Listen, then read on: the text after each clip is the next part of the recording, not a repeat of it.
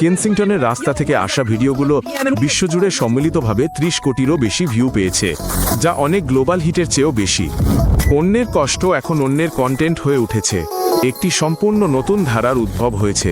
ব্লগাররা বিশেষভাবে সেখানে যায় মুমূর্ষু মানুষদের কাছ থেকে ভিডিও করার জন্য। একে বলা হয় ড্রাগ ট্যুরিজম। কেউ কেউ এর থেকে ভালোই আয় করে। প্রতি মাসে বিশ্বজুড়ে মানুষ ৩৬০০ বেশি জম্বি শব্দটি সার্চ করে এবং এই রাস্তার নামটি কাছাকাছিই থাকে।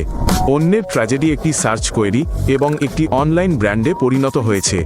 বিশ্বজুড়ে সরকারগুলো নিজেদের জন্য সতর্ক বার্তা হিসেবে এই এলাকাটি পর্যবেক্ষণ করছে।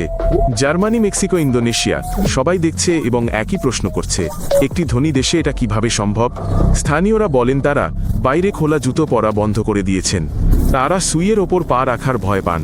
তারা প্রতিদিনের সাথেই বাস করেন, কিন্তু কেউ তাদের নিয়ে ভিডিও বানায় না।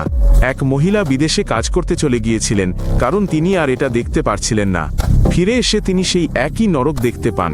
তিনি বলেন, আমরা খাবার আর সহানুভূতি দিয়েছি, তারা আমাদের ঘর থেকে বেরোনোর ভয়টা ফিরিয়ে এনেছিল। সারা বিশ্ব থেকে সাংবাদিকরা আসেন, প্রতিবেদন তৈরি করেন, পুরস্কার নেন এবং চলে যান, কিন্তু এই রাস্তার মানুষগুলো থেকে যায়।